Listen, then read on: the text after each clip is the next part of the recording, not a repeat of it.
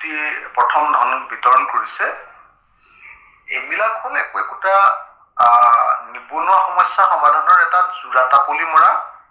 কামৰ বাহিৰে বেলেগ একো নহয় যদিও চৰকাৰে কৈছে যে এইটো নিবনুৱা সমস্যা সমাধানৰ কাৰণে আমি কৰিছো আমি নতুন এন্টাৰপ্ৰেনিয়ৰ সৃষ্টি কৰিম কিন্তু আসলতে মই ভাবো যে অকল বিজেপি যিবিলাক কৰ্মী তেওঁলোকৰ হাতত 2 লাখ টকা তুলি দিবৰ কাৰণে এই আঁচনি লোৱা হৈছে কাৰণ আমি নিজে দেখিছো যে এই 2 লাখ টকাৰ যিখন আঁচনি তৈয়াৰ কৰিবৰ কাৰণে যি হিতাধিকাৰী নিৰ্বাচনৰ যিটো কাম সেইটো অকল আমাৰ বিৰোধী পক্ষৰ মানুহবিলাকক আঁতৰাই ৰাখিছে আঁতৰাই ৰাখি অকল বিজেপিৰ মানুহবিলাকক এই পইচাটো ইলেকশ্যনৰ কাৰণে যে 26ত ইলেকশ্যন আহি আছে তাৰ কাৰণে পঞ্চায়ত ইলেকশ্যন আহি আছে তাৰ কাৰণে মানে বিজেপি কৰ্মীবিলাকৰ হাতত যাতে অলপ পইচা যায় কাৰণ বিজেপি কৰ্মীবিলাকটো সাংঘাতিক অসন্তুষ্ট হৈছে আপোনালোকে জানে অসমৰ প্ৰত্যেকজন বিজেপি কৰ্মী এতিয়া বিজেপিৰ ষ্টেট কমিটি আৰু বিজেপিৰ চেণ্ট্ৰেল কমিটিৰ প্ৰতি অসন্তুষ্ট কাৰণ হিমন্ত বিশ্ব শৰ্মা পীযুষ হাজৰিকাই গোটেইবিলাক লুটিছে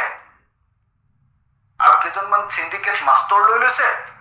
বাকি বিজেপি কৰ্মীবিলাকে একো লাভ কৰা নাই বিজেপি কৰ্মীবিলাকৰ কাৰণে বিজেপি চৰকাৰখনে একো নকৰাৰ কাৰণে মানুহবিলাক অসন্তুষ্ট হৈছে আৰু সেই অসন্তুষ্টি নাইকিয়া কৰিবৰ কাৰণে এই আত্মনিৰ্ভৰ অসম এনেকুৱা ধৰণৰ কিবা সৰু সুৰা আঁচনি কিছুমান লৈ অলপ তেওঁলোকৰ কৰ্মীবিলাকৰ হাতত পইচা পেলাই দিব খুজিছে যাতে খংটো অলপ কমে যাতে ইলেকশ্যনত আকৌ কাম কৰে কিন্তু যদি সঁচাসঁচিকে এখন আত্মনিৰ্ভৰ অসম গঢ়িব খোজে আৰু সঁচাসঁচিকে যদি এণ্টাৰপ্ৰেনিয়ৰ তৈয়াৰ কৰিব খোজে তেতিয়াহ'লে এইটো এটা অত্যন্ত চিৰিয়াছ কাম আছিল অসমৰ প্ৰত্যেকজন নাগৰিককে আমি পেছাদাৰী কৰি নিৰ্দিষ্ট প্ৰজেক্টত লগাই আমি এটাকৈ আগবাঢ়ি যোৱাৰ প্ৰয়োজন আছিলে তেনেকুৱা কোনো চিৰিয়াছ কোনো কাম এই আত্মনিৰ্ভৰ অসমৰ জৰিয়তে কৰিব খোজা হোৱা নাই কেৱল তেওঁলোকৰ অসন্তুষ্ট কৰ্মীবিলাকক সন্তুষ্ট কৰিবৰ কাৰণে এই আত্মনিৰ্ভৰ আঁচনি নামৰ আঁচনিখন কৰা হৈছে যাতে 26ৰ লোকসভা বিধানসভা নিৰ্বাচন আৰু আগন্তুক পঞ্চায়ত নিৰ্বাচনত যাতে বিজেপি কৰ্মীবিলাকে তেওঁলোকৰ বিৰোধিতা নকৰে তেওঁলোকক যাতে অকণমান সন্তুষ্ট কৰিব পাৰে আৰু যাতে ইলেকশ্যনত খটুৱাব পাৰে তাৰ কাৰণে অসন্তুষ্টি মৰিখন কৰাৰ মলম ৰূপেহে যিটো ঘাঁহ হৈছে বিজেপিৰ বিৰুদ্ধে